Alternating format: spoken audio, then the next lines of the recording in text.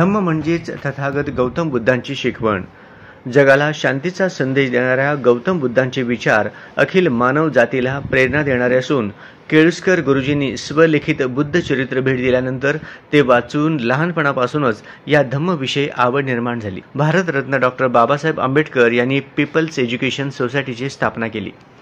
बाबासाहेबांच्या मते पीपल्स म्हणजे लोकांची शिक्षण संस्था आणि त्यासाठीच बाबासाहेबांनी संपूर्ण आयुष्य वेचलं.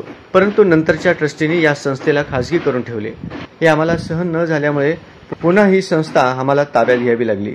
खऱ्या अर्थाने बाबासाहेबांचे विचार शेवटच्या श्वासापर्यंत जिवंत ठेवून हेच आपल्या सर्वांचं कर्तव्य असल्याचे प्रतिपादन सरसेनानी आनंदराज आंबेडकर यांनी केले. यावेळी ट्रस्टी ज्येष्ठ विद्यज्ञ संगराज रूपवते, प्राचार्य डॉक्टर संध्या डोके, डॉक्टर आरती वानखेडे, डॉक्टर सुनतकरी, डॉक्टर वराळे, प्राचार्य बी पवार आदी मान्यवर उपस्थित होते. यावेळी कमिटी मेंबर आशिष गाडे यांच्यासह प्राध्यापक, शिक्षक, शिक्षकेतर कर्मचारी व विद्यार्थी मोठ्या संख्येने उपस्थित होते.